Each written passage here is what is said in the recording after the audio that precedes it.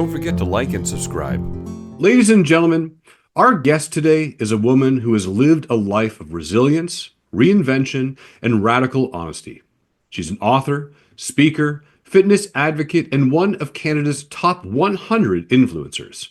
But those titles barely scratch the surface of who she really is. She's a warrior, a truth teller, and a champion for self acceptance. Through her Fit versus Fiction workshops, she spent years dismantling the toxic myths about body image that society pushes on us, helping young people, parents, and educators navigate the pressure of unrealistic body standards. She knows firsthand how damaging these expectations can be, and she's dedicated her life to proving that confidence isn't measured in pounds, perfection is an illusion, and self-worth is never up for debate.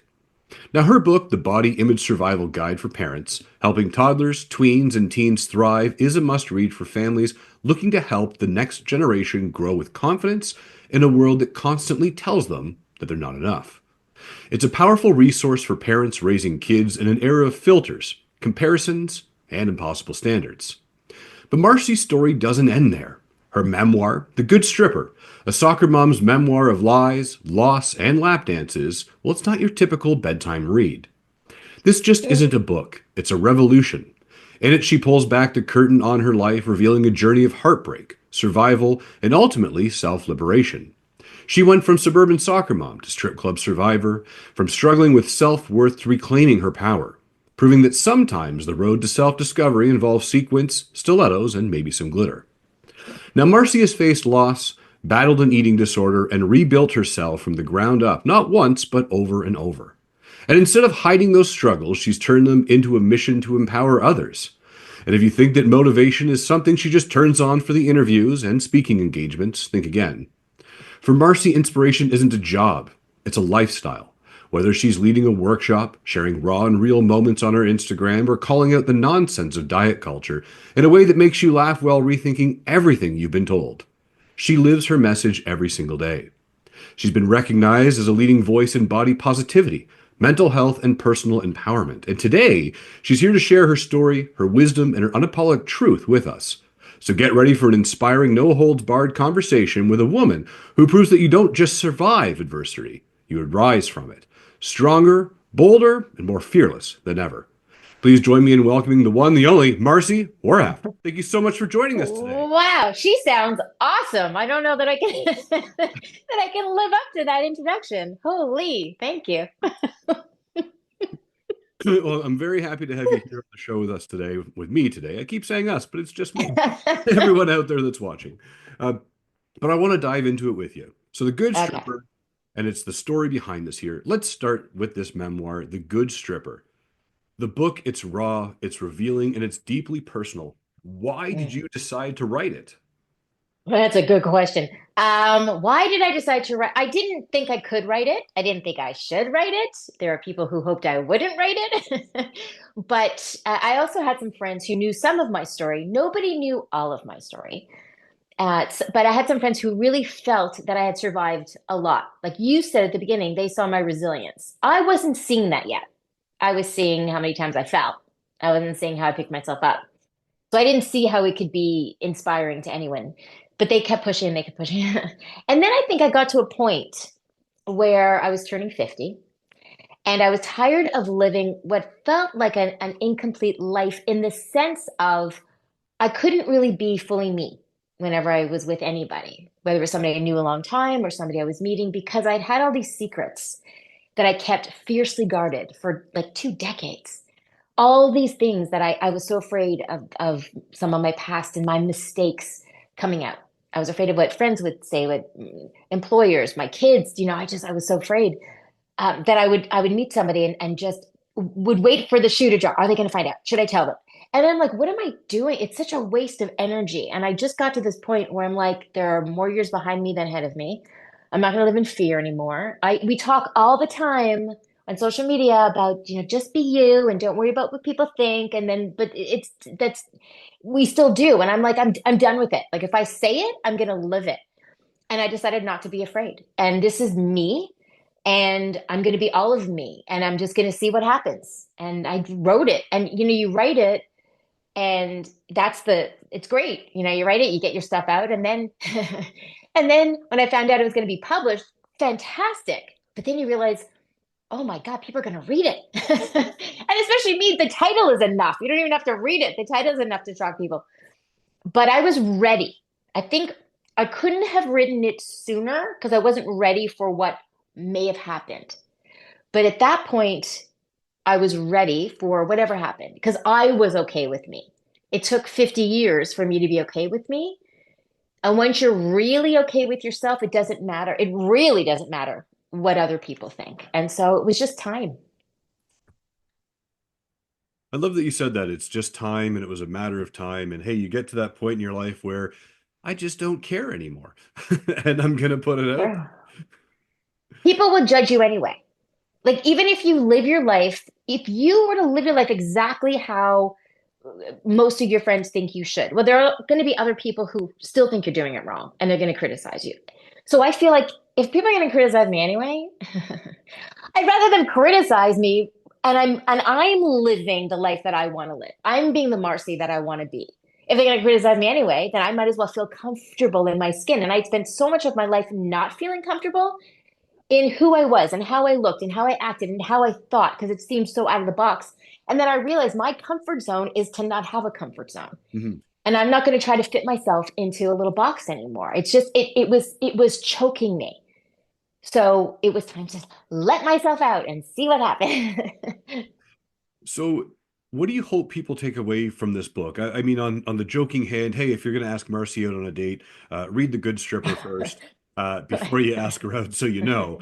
But when people read your memoir here, and it was a very raw read, is how I'll put that. It was very, I don't know, there was just something in it that was just like, wow, like, yeah, you know what? There's a lot of people that are like this. And sorry, I'm catching myself here, but what message do you hope people take away from reading your book?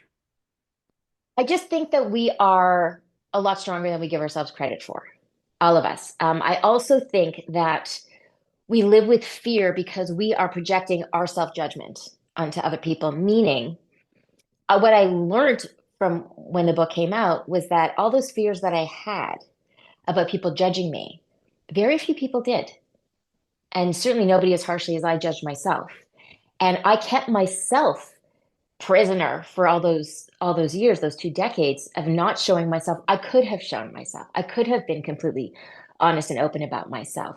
I was the one that was putting that on myself. And I think we do that a lot. You know, we look at our lives and we look at our perceived mistakes and we think we're the only ones that did it. We think we're the only ones that have sinned and have made these horrible mistakes, and we think we're bad people. When in reality, if we were to share it, we'd be amazed at how many people go, "Oh, me too," or something similar. And it's that fear keeps us away from people, but when we let the truth out, it actually brings people in. And so what I hope is that people learn that you can tell the truth. Like, I told the truth and I waited. I waited for the world to end. And it didn't. It really didn't. And people were so much more accepting. And what I find is when people read it, they'll message me and they'll tell me that there are so many things in it that they could relate to. The details are different. There are a lot of the way that I went through things and handle things very different than other people, but the themes are the same. Loss, relationship issues, self-esteem issues. These are things that we all go through. So I've had a lot of people tell me they would read it and at times they'd have to put it down and deal with some of their own stuff and then pick it up and keep reading. And the second message, so the first message is about telling the truth and knowing it's going to be okay, I promise.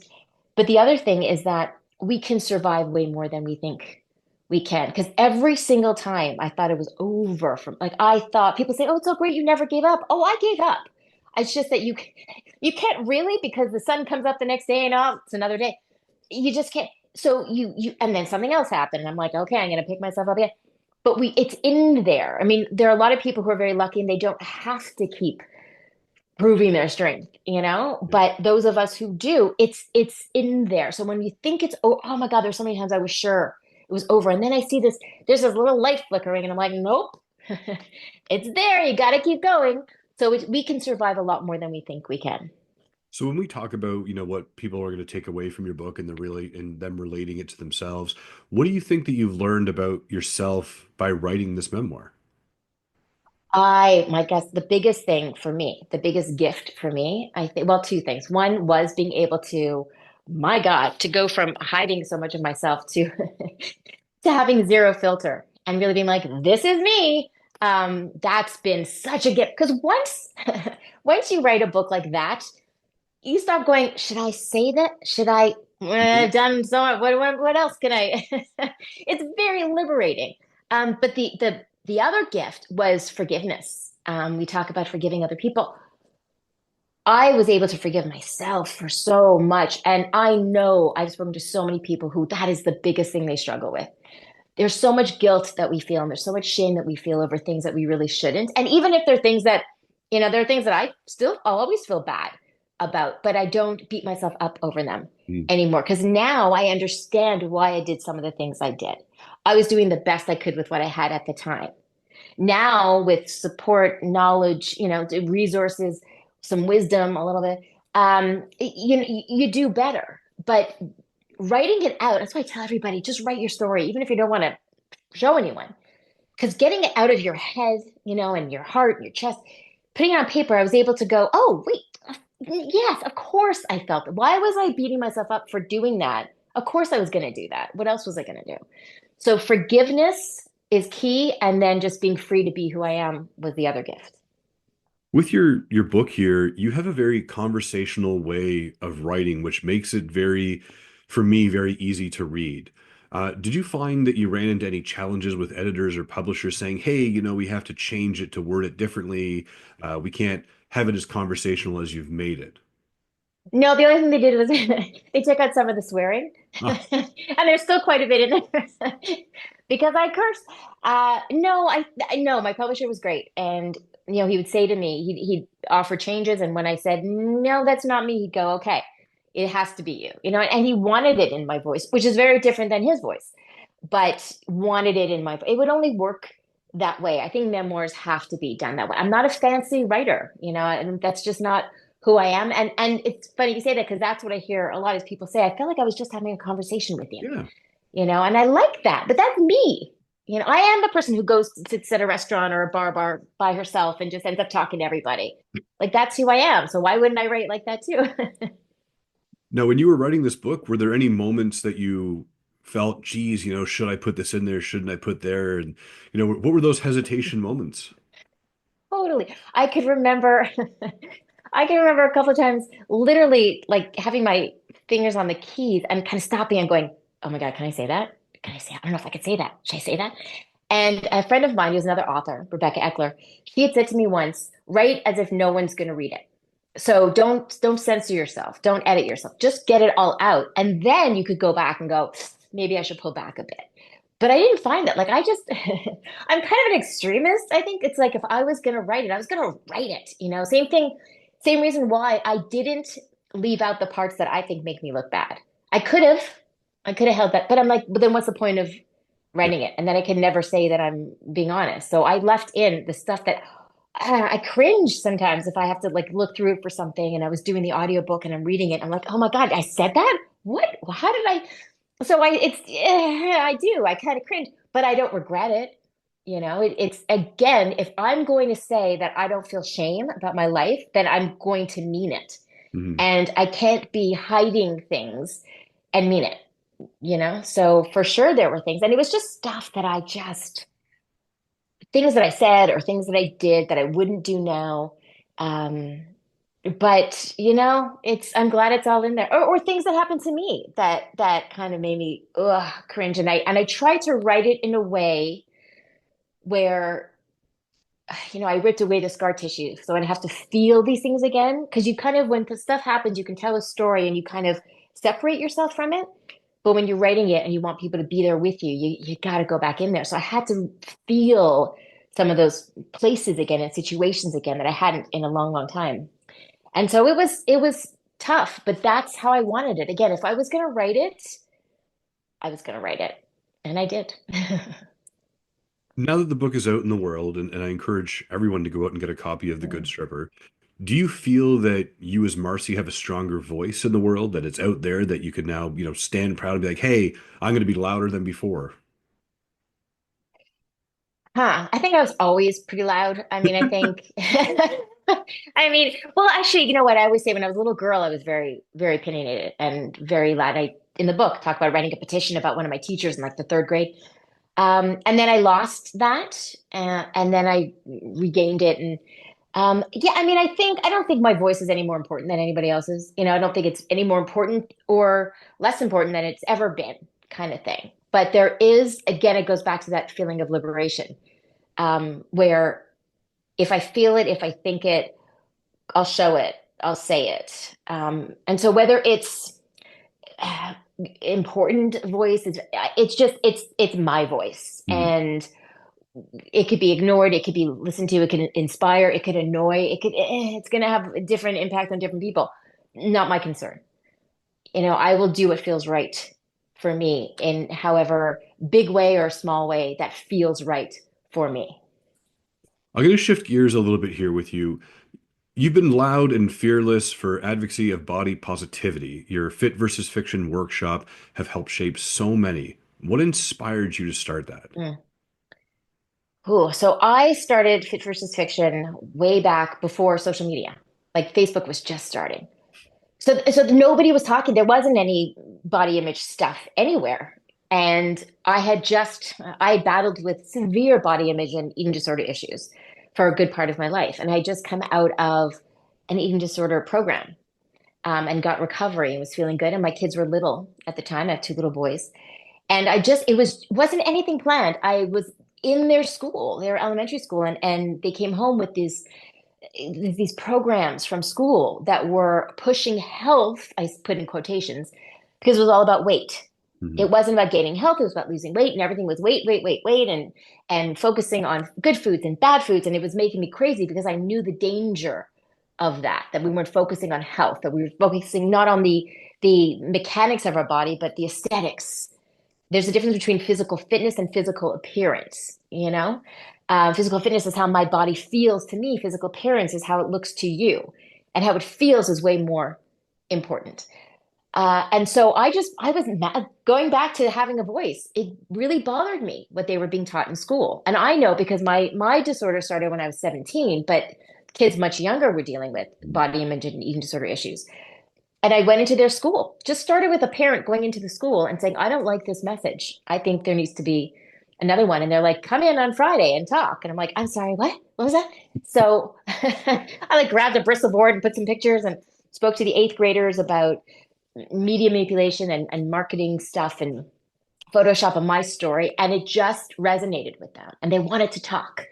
And it just kind of spread from parent to kid to school. And again, nobody was talking about it. And I was so I was so passionate about it because again, I had struggled huge things that I had. I mean, not only what I did to my body physically through the eating disorder, but missing out on weddings and vacations and just things because I never felt I looked good enough, and on relationships and job opportunity. I mean, it is crushing when you have such deep-seated negative feelings about your body and how you look and your self-esteem. It's everything.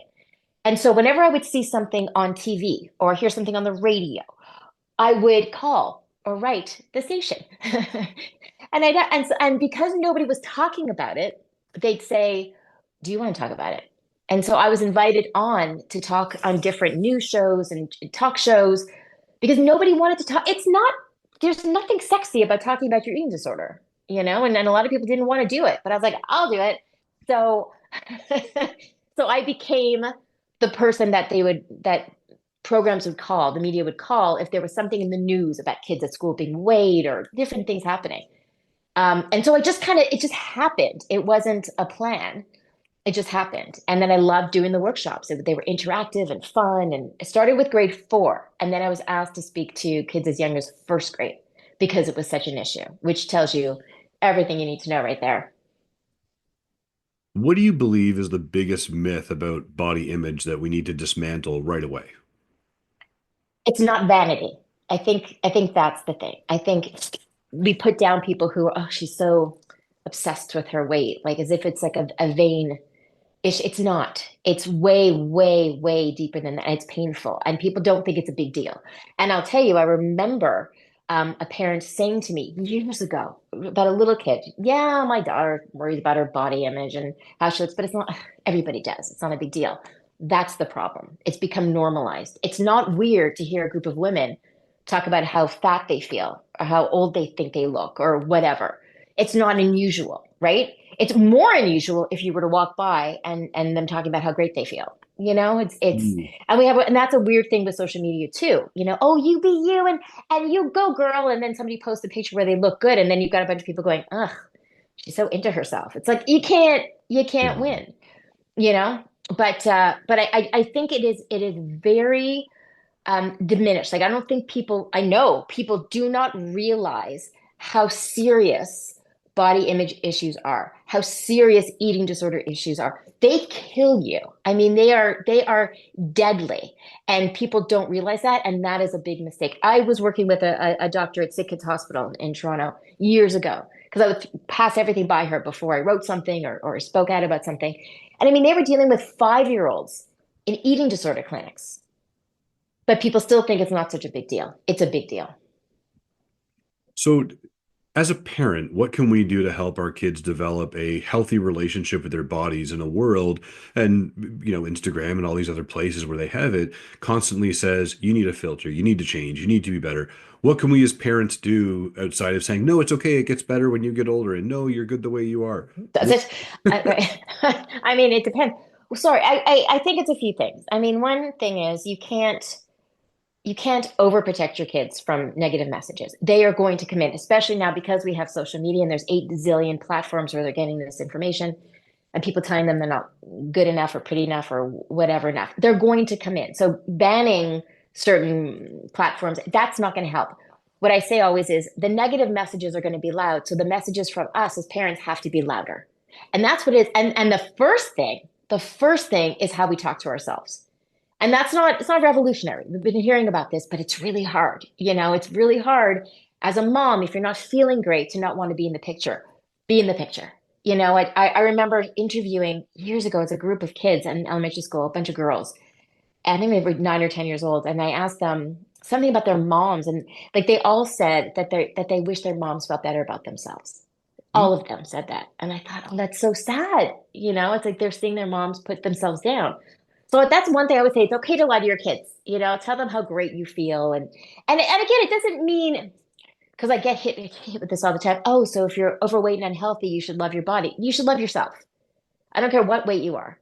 You should love yourself, and because you love yourself, you'll do what you need to do to get healthier. But that might not be getting smaller. Like the smallest version of yourself isn't always the best version. You know, but how we look has nothing to do with who we are. I've been different sizes and I've hated myself at different sizes, and that's ridiculous because love for ourselves shouldn't be conditional, right? Like Right. again, you cannot be happy with the way that if you're not in great shape and you don't feel great that way. It's okay. I'm not saying okay, I should be I'm eating terribly and I'm not exercising, I'm gonna be no, but that has nothing to do with who you are. Your worth as a human being doesn't change. I don't care what size you are. I don't care what weight you are. Who you are as a person does not change. Your value does not change. So always like who you are. And then because you cannot hate yourself healthy. And that's what people do. I'll love myself when I lose 10 pounds. I'll love myself when I fit into a size. No, love yourself now and then listen to where your body wants to go. We push ourselves into trying to get into a certain size. We don't do it because that's not where we're supposed to be. And then we feel worse about ourselves. Just be kinder. And again, when it comes to kids, social media is weird because it's terrible because there's all this fake stuff and all this pressure to look a certain way. But then there's also a lot of good there's a lot of positive messages that come out of there, and it's finding it. So I would like help your kids find the good if they're going to be on anyway, help them find the good pages and explain to them that it's necessary. I find that with everything. I can go onto Instagram right now and be bombarded with horrible things, but then I also know, okay, no, I'm going to go on and I'm going to search for happy things and happy videos and people being kind to each other. And those sometimes you got to look for them, but it's that whole, it's very cliched, but like, we talk about putting good things in your body. Well, it's putting good things in your brain. So it's Mhm. good to tell your kids, but again, it's the messages at home are the most important. Even if they don't realize it, like my kids are like that, like I wouldn't sit them down and go, this is how you should feel. But I'd see a commercial back then when we watched regular TV, or you hear something, even something somebody says that I think is unhealthy with body image or self-esteem, and I would just say, well, that's ridiculous because, and they get it, they'll hear it. So it's just to watch what we say and make sure our healthy voices are louder than the negative ones. I like that you've said this. It's if we go and we look on social media for the, the happiness that's out there, and arguably the algorithm is going to start to change and start pushing that towards you more and more and more as well. And what I'm hearing you say, and correct me if I'm wrong, is that we're really normalizing these expectations. You watch He-Man, and then your son's gonna say, "Oh, geez, one day I could look like that." And you're like, "Well, that's pretty dumb, isn't it? Because in order for you to look like that, you can't have a full-time job, you can't have these responsibilities, you're gonna live at the gym, and that's just not realistic." But in a world where we have all of these filters and unrealistic beauty standards, what are some quick, what are some tips I would say that you would say, hey, parents, here's a way to build some kids' self-esteem, much like you've done with your own boys regarding, body positive imagery. It's funny, but some of the things I always say to do is we're a very image obsessed society. So everything is about how things look, but there's no depth there. And I remember years ago talking to some people and saying, talk to your kids, especially when they're younger, talk to them about the people in their lives that they love, and ask them why they love them. This could be friends, this could be an aunt, this could be whatever. And I guarantee none of it is going to be because they're skinny or because they're what it's just not, and it's to go over the value of people. Why do you feel good when you're with so and so? Those are the things, and that's what, and then tell your kids the things that you value in them, and it's again, it's just looking around at the reality. What we see is fake, we know, and again, I used to do this with when there were magazines and things like that. I used to talk about Photoshop and all of that. And now it's social media. And there's nothing wrong. Look, if we're going to, again, if your kids are going to be on social media, give them some social media education and explain when somebody says, oh, I just woke up and here's my picture. They've taken 1,000 and used filters, just even if you think they know, just explain it, go on with them. So not every time, but just so they know what they're seeing. There are celebrities who are very outspoken about not wanting to be photoshopped. Find them, find the role models that have the same message that you do. But I really do think it's important to look around who the people who mean the most, the people who your kids see all the time. It could be teachers, it could be whatever, and show them that the things that they love about them, the things that make us really beautiful, are how they make us feel, and that has very little to do with how they look. Well, I love the fact that you're telling me now for the first time that the halo and devil horns on filters are wrong. Shocking. No, but all jokes aside, I love what you're saying here. I think it's a fabulous message, especially living in a day and age where people are like and posting, and all of a sudden you get the dopamine hit, and oh, they didn't like that photo, why not? And why aren't you, looking at this and bringing some real truth to it? I love that. But in your position throughout your entire career, and it's still going, which is fabulous. You've been named one of Canada's top 100 influencers. When we talk about Yeah, health influencers for a few years. Yeah, for three body years image, in a which was row, interesting. 3 years Yeah, in a row, it body was image. four. Yeah. There you go. One of Canada's top 100 influencers. What is the weirdest way or the most unexpected way someone has recognized you in public? Oh, now I'm going now. Now I'm thinking for which part of my life? Hold on a second. You know what? Ooh. That's a great question. Let's leave that open to you. Let's do Yeah, both. What's I the don't weirdest know. way someone's recognized you in your previous versus the other? Yeah, that's a good question. Wow, I'm on the spot. I'm now. I know I'm going to get off here and be like, oh, right. Where, where have I? Oh, I mean, I get. Hmm. What's tricky about that question too is because I think what I hear the most because I'm so free to just be me, I dance everywhere, right? Like when I say that, I mean I dance down the street every day. Like when I don't walk, and people say, "Oh, you're the happiest person." No, I'm not the happiest person. The world is on fire. So I have to find things that make me happy, and music makes me happy, dancing makes me happy.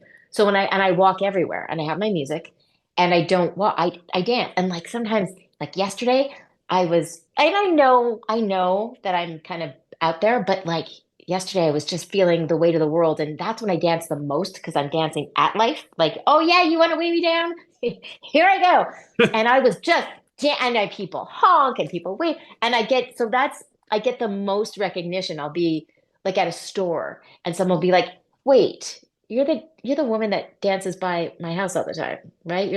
So I'm like the dancing woman. So that's where I get the most. I can't think. I mean, I've had it at my gym where people have read my book and kind of um but I can't think specifically. But they're not calling you the crazy cat lady. They're calling you the dancing lady. So I I'm mean, the dancing there's two. woman. So Yeah. that's not bad. Yeah. No, and you know what? And that, honestly, that to me, that encompasses everything I've been through because I never could have done that when I was feeling really insecure about my body. I never could have done that, when I was feeling shame about what if somebody recognized it, because that was the fear that people were going to recognize me from like my past.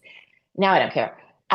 So the fact that I can't, I had a gentleman at my grocery store a little while ago. He came over to me and he's like, I just have to say, and he was very funny because he's like, I'm happily married. I'm not hitting on you. Like it was very cute. He's like, but I was in my car with my 3 kids the other day and we saw you dancing down the street and it just made us happy. And I just had to say something to you. Like that is so great to me, or like things like that are such a connector, and I could never do that. Like, I don't care if I'm the crazy lady. A woman messaged me a little while ago. She's like, my husband came home and he said, I saw this woman dancing down the street. And she's like, that was you. I'm like, that was me, probably. Um, but there's such a freedom in just accepting who you are. And I feel like, okay, if the worst thing that people say about me is like she danced everywhere. Okay, I'm good with that. Out of all the things they could say, and I know I say all the time too. I know that there are people who look at my stuff when I post things and they think, "Oh, she's awesome," and I also know there are people going, "Oh my God, I wish she would stop," but I'm not for them. You can't be for everybody, and I'm totally okay with that. So what is one thing, what's something that people, I won't say one thing, what's something people would be surprised to learn about you? Oh Lord, I'm Just not ready to share that stuff yet. What's one? I think. Well, I think what's important is that um, people do. I do get a lot of messages from people who say, "Oh, you are so happy all the time," or your positivity, and I'm like, I'm glad that shows through because I don't feel positive all the time. I've been in survival mode for most of my life. I feel that people think I'm way more together than I am, only in the sense that I've been through a lot and I can go through a lot. However, there are things because of the way my life went. There are things that are very normal to other people that I'm still learning. So I feel sometimes like I'm just learning how to be a grown up in a lot of ways. Like, yes, life threw major things at me. And people say all the time, I don't know how you survived it. I couldn't survive 2 of those things, never mind 17 of them. But I had to learn, I'm learning just basic adult stuff now. And I think that would surprise people to know that I'm learning how to do my taxes. I'm learning how to just deal with regular stuff. I was really sort of held back by a lot of things. And so, yeah, I'm still trying to figure out what I want to be when I grow up. So there you go. I love that. I'm still trying to when I grow up, I'll let you know. Exactly, exactly. And Marcy, where can people learn more about you? Oh, everywhere. Just just Google my name. But Instagram, Facebook, even some TikTok. Just reach out to me too. I love hearing from people. And if you have any questions or anything, just message me and I'm there. But pretty easy to find for the good and the bad that comes with that. And Marcy, when you get up in the morning, what type of coffee or tea do you drink?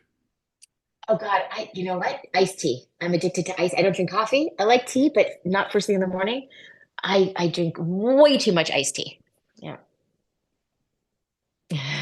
See, I'm not normal, No, that's okay? perfect. Yeah. And out of all of the interviews that you've done, all the talk shows that you've done, all of the public speaking, the engagements and people messaging you, What's something that you feel no one has ever asked you? Wow. What is something that no one's asked me? Gee, well, um, oh my God, I feel like what? Well, I'll tell you what's something that you wish someone would have Yeah, asked? I'm trying to think. Hmm. I don't know. That's so tough. I think whatever people haven't asked me, I think I've shared whether they wanted to hear it or not. You know? Um, hmm. What do you believe is a question that you feel that you get asked over and over again? Uh, I mean, I guess just what drove me to things, why do I talk about the things I talk about? And I think honestly, everything comes down to um, what drives me the most. I'm going to say this. I guess what I don't talk about, I mean, I talk about, but if I were to say my biggest influence in life, and I'm saying this because it's her birthday tomorrow, but um, I think I think also what some people know, but some people wouldn't know is how gutted I still am at the loss of my mom and my brother. Those were two. My brother started, not my brother didn't, but I always say the loss, my brother's death was the birth of my eating disorder. And my life changed there. And then losing my mom, I still feel like a kid who lost her mom in the grocery store. And I have that feeling, and it's been 26, 27 years. But I think everything that drives me has been my mom. And I feel whenever some people say this all the time, when people say, "Oh, they're watching you and they're proud," I'm like, none of everything, and I hope they're not watching everything. I hope they've missed some things, um, But I think I would love, they've been gone for so long, and I would love that when people see me and talk to me, that everybody who leaves knowing me knows a little bit about my mom and my brother. On that note, what would you say is something that you remember about your brother the most? Well, it's funny. There are a few things because he was super funny, but he was very protective. And I think I always called him the invisible armor I wore out in the world. And I said this before, but I was 17 when he died, and the minute before I heard he had passed away was the last minute I truly felt safe in the world. And so he was safe. He was just he protected all of us, myself, my sister, my mom. He was all of when he got sick, he said to my sister, I'm glad if it had to be any of us, because it was a hereditary thing we didn't know about. He goes, I'm glad it was me and not any, you or Marcy. So that's it. I miss my big brother. He was the ultimate big brother. If somebody bothered me, he'd say, "Do you want me to talk to him?" I love that, and I miss that. So yeah. What's a memory that you'd like to share with us about your mom? She was just love personified. This is a woman who had every reason to be bitter. She had lost a child. She had terrible parents. I mean, she horrible husband. She went through a lot. She could have been bitter, and she just was not. I mean, she was just love. She was the one who, with our friends, when they couldn't talk to their own parents, they'd come and talk to my mom. So my brother was the invisible armor I wore out, and my mom was my safe place to come home to. She was unconditional love, and I miss that too. So I miss my invisible armor, and I miss my home. So I'm kind of this. I sometimes I feel like I'm still 17 years old, But we do the best we can. We do the best we can, and so that's all I'm doing. It's not great all the time. Sometimes my best is not great. Sometimes it's fantastic, and if it's not great, then there's another day to try again. But I'm just me, and that's just again, some people love it, some people don't. But it's not my responsibility to be everything to everyone. Marcy, I have time for one last question for you today on Coffee with Chris, and I really appreciate you being here today. Is what makes Marcy smile? Music, moving my body, dancing, and just connecting with people. Makes me happy. As I said, that was the last question I had for you today on Coffee with Chris. Thank you so much for your time and being here with us today. Everyone out there, get a copy of The Good Stripper if you haven't already. Google Marci Warhaft there and do the best that you can. Follow her on Instagram, TikTok, Facebook, everything, and show your appreciation, love, and care. Remember, everyone, to smile to inspire and have yourselves a fantastic day. Thank you again so much, Marci. Thank you. That was fun.